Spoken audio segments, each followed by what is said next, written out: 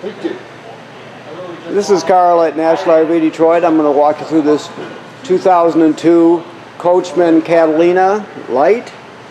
Alright, so you have a manual awning. Whoops, there we go. This is just a service panel for the refrigerator. This hose, this line should always be hanging out so the condensation drains to the outside. You have regular scissor type stabilizer jacks, dual axles. This is the vent for your range hood right here. Alright.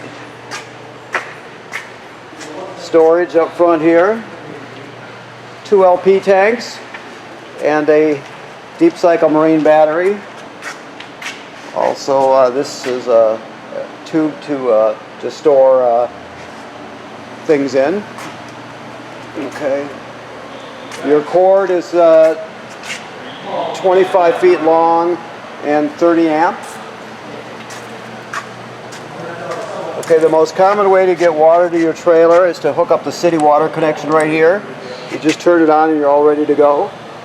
If you go to a campground that does not have plumbing on the campsites, you can take this cap off. You can fill your fresh water tank from right here and then use the onboard pump. Okay, that is your water heater from the outside.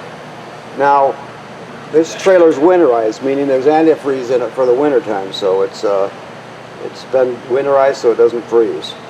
Also, you can see you have your valves here. You have this on the left side here, your gray tank valve, which is sink and shower water. Then you have your black tank valve over there, which is toilet water and waste. So you always dump the black tank first, and then dump the gray, just because the gray water is cleaner water than the black water, so it'll just help clean out the hose a bit. Okay, here's another hose or another tube for storage, and you can put your dump hose in there also.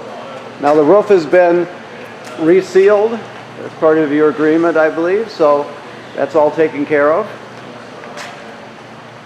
Okay, let's go inside. Okay. So, alrighty. Obviously, your front bedroom. There's a antenna and power there to put a TV there, of course. You have a vent. That's your emergency window. Okay, and you also can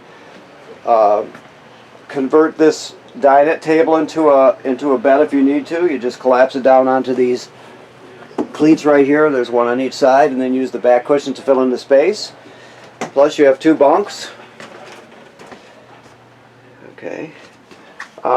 This item right here, let me get down here, is your power converter. So you see we're right below the bunk seat here. I know we're up close. So what this does, it converts 110 AC to 12 volt DC. So you have regular circuit breakers in there for 110 AC just like you would at home, and then power's converted to 12 volt DC, and you have fuses, 12 volt fuses. Okay. Also, when you're plugged in, this will charge your battery up front. So as long as you're plugged in at the campground or wherever you're at, you'll be charging your battery. Okay. Nice big pantry. Your thermostat is just an analog thermostat. So you're going to click this to the left to turn it on. Okay, that's all there is to it. It's just an analog model that's been around as long as I can remember anyway. So that's for your furnace. Now your refrigerator is it does not work on electric. I'm sure you've been told about that, but you can still run it on gas. So keep that in mind. You would have to set it to gas, right like that, and the light on gas, and you can use it that way. Okay? So you still can refrigerate. Your cooktop, you're just going to turn on the burners and light them. This is the range hood I showed you where the vent is on the outside. It has a light and a fan. To test your levels, here you can see these are your freshwater tank, your black tank, and your gray tank. Your freshwater tank, your black tank, and your gray tank are all empty. You can see they graduate up in 1/3 increments and go up that way as they fill. Your battery, it's telling you, is totally charged. Okay, your water pump, remember I told you could pump the water yourself. If you don't have city water, you can turn it on right there. You also use that to winterize the trailer. Like I said, it is winterized though, so you're all set. Okay, now the bathroom, you know, the sink and shower work like any other sink and shower. This is a GFCI. Keep in mind all the plugs in the trailer are wired through a GFCI, so if you, no matter what socket or what plug you're using, if it pops, you're going to have to reset it inside. Okay. Now the thing to know about the toilet is, the only thing to know about it is this. First of all, this is the flush, so you're just going to pull it forward to flush. Right now there's antifreeze in it. The black tank is directly below. When you flush this by pulling the lever, it opens the trap there and flushes, plus water will come swirling out. Alright, so when you pull into the campground, your black tank is dry. It's empty because it's already been dumped. So you can't use the the toilet with a dry black tank. So the first thing you do after hooking up your power and your water, you come in here, you put 1 dose of chemical right in the bowl, whichever chemical you use, whatever brand, just read the directions for 1 dose. Then you're going to pull this lever forward and hold it. And you'll hold it till about a gallon or so of water runs into the black tank, along with the chemical. So you have to do that, otherwise the smell will be, well, it'll be considerable. Let's put it this way, you'll never do it twice anyway. You'll always remember to put the water and chemical in first next time. So you would just keep flushing it like normal till it's full. Let's say you were going to stay for another week at the campsite, but you had to dump your black tank. You dump the black tank, and because you're staying another week, you come in and repeat the procedure. Chemical and about a gallon of water, and you're all set till it's dumped again, okay? So that's important. Also run your fan with your shower to pull the humidity out. That's important also. Alrighty. Okay. Of course the controls for your air conditioner are on the air conditioner. You have just a basic radio and disc player here. Okay.